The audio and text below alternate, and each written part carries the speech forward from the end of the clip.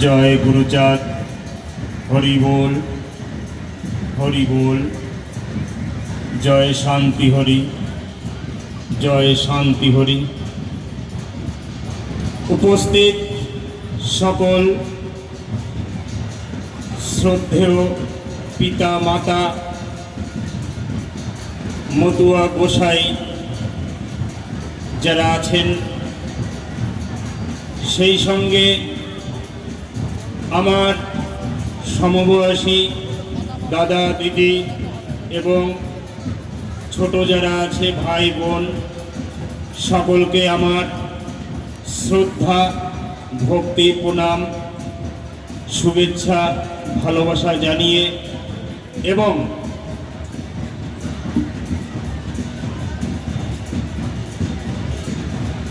पूर्ण ब्रह्म पूर्णानंद श्री श्री हरिचाँद ठाकुरेर श्रीपाद पद्मे जगत लक्ष्मी जगत माता शांति मायेर चरणे जुगावतार मुक्तिबारिधि सर्वशिक्षार जनक श्री श्री गुरुचाँद ठाकुर एवं जगत माता सत्यभामा मायेर श्रीपाद पद्मे आमार भक्तिपूर्ण प्रणाम जानाई आमार जन्मदाता जन्मदात्री पितामातार श्रीपाद पद्मे एवं ठाकुरेर जे भक्त साधु गोसाई पागल प्रत्येकके आमार भक्ति भरे प्रणाम जानाई। आमार संगे मायेरा एकटु मंगल ध्वनि देवें। जय जय शांति हरिचाँद गुरुचाँद तारकचाँद प्रीति प्रेमानंदे একবার হরিধ্বনি বলো মন। হরি বল হরি বল হরি বল।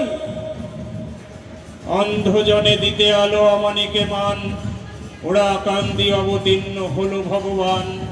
হরিচাঁদ যেই আলো প্রথম জ্বালিল, গুরুচাঁদ শতগুণে বর্ধিত করিল। সেই আলোকের জ্যোতি আজ দেশি দেশি উজ্জ্বল করেছে ধারা অন্ধকার নাশি।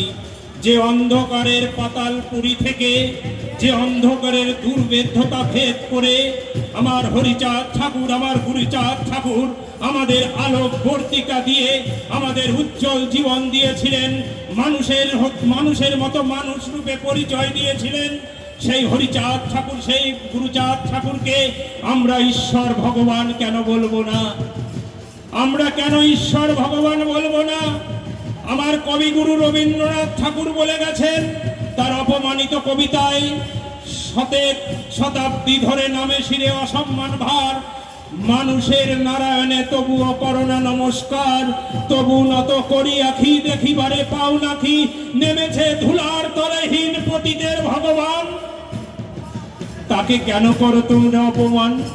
আমার কবিগুরু রবীন্দ্রনাথ ঠাকুর লিখে গেছেন। আমার হরিচাঁদ ঠাকুর গুরুচাঁদ ঠাকুরকে পতিত পাবন বলে গেছেন। কিন্তু আজও আমরা চিনতে পারলাম না আমাদের ঈশ্বর আমাদের ভগবানকে। আমার গুরুচাঁদ ঠাকুর বলেছেন, যে যাহারে উদ্ধার করে সে তাহার ঈশ্বর, ভক্তি যোগে সেই তার স্বয়ং অবতার। আমার উদ্ধারকর্তাকে আমার পিতা মাতা আমাকে এই জগতে এনেছেন, আমার উদ্ধারকর্তাকে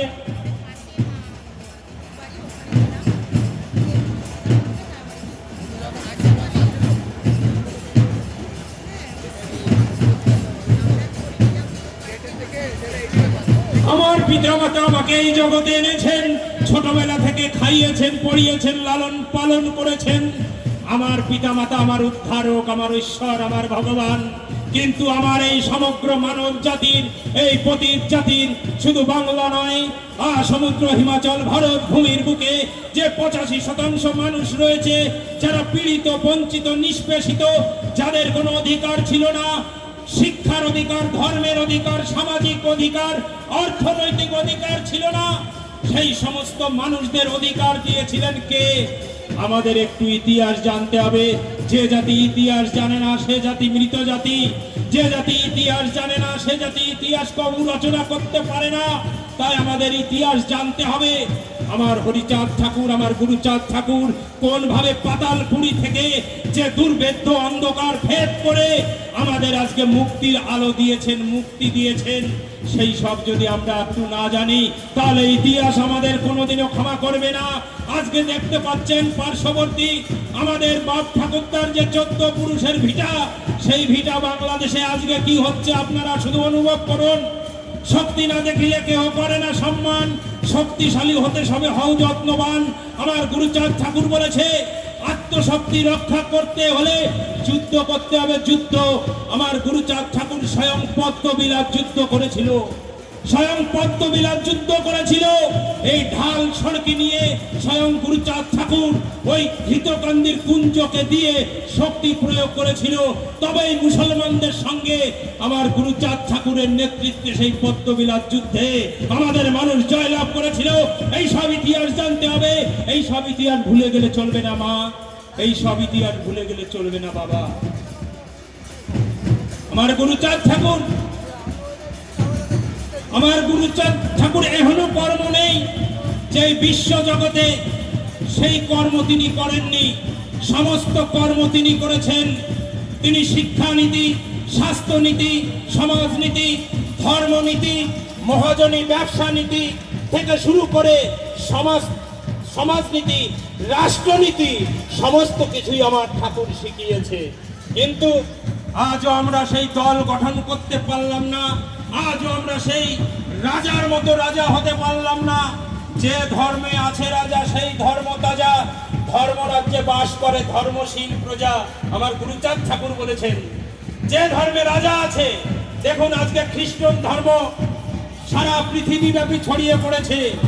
আজকে বাঙালির উৎসব নয়, আমাদের উৎসব নয়, কিন্তু গতকাল যে 25শে ডিসেম্বর গেল সেখানে প্রত্যেকেই আমাদের সমাজের মানুষ ওই বাজার থেকে কেক এনে খেলো।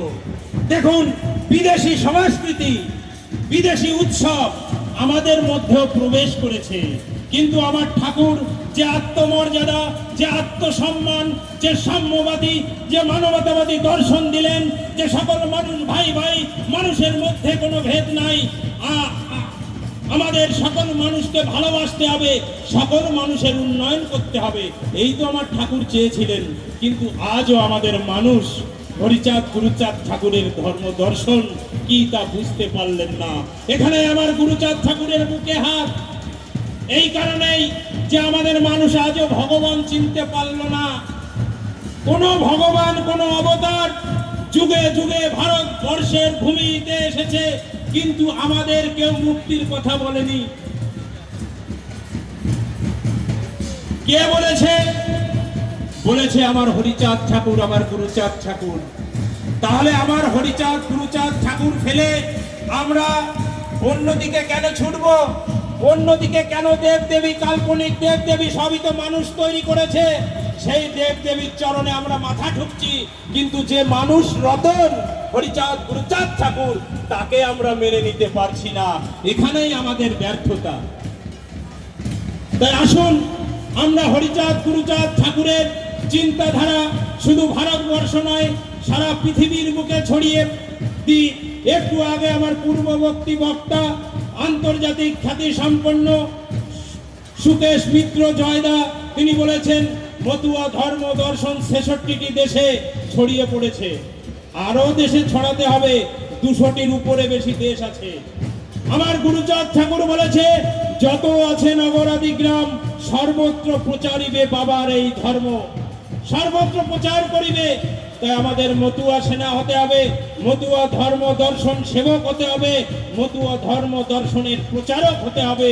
তবেই আমরা গ্রাম থেকে গ্রামান্তরে, শহর থেকে শহরান্তরে, দেশ থেকে দেশান্তরে আমরা এই মতুয়া ধর্ম দর্শনকে পৌঁছে দিতে পারবো। এবং সেদিন এই লাল ঝান্ডা উঠবে এবং সেদিন হরিচাঁদ গুরুচাঁদের স্বপ্ন সম্পূর্ণ হবে। জয় জয় শান্তি হরিচাঁদ গুরুচাঁদ তারকচাঁদ প্রীতি প্রেমানন্দে। একবার হরি ধ্বনি বল মন, হরি বল। আমাদের প্রণাম, শুভেচ্ছা। আমরা এবং শেষে কৃতজ্ঞতা শ্রদ্ধা জানাই যারা কমিটিতে রয়েছেন, যাদের ঐকান্তিক পরিশ্রমে এই মহতি মহাসম্মেলন তথা মতুয়া ধর্ম মেলা অনুষ্ঠিত হচ্ছে, সেই সকল নিরলস কর্মবীরকে আমি আমার বিনম্র শ্রদ্ধা জানিয়ে শেষ করছি। জয় হরিচাঁদ, জয় গুরুচাঁদ, জয় মতুয়া, জয় হরিবোল, জয় হরি। দীপক ভাই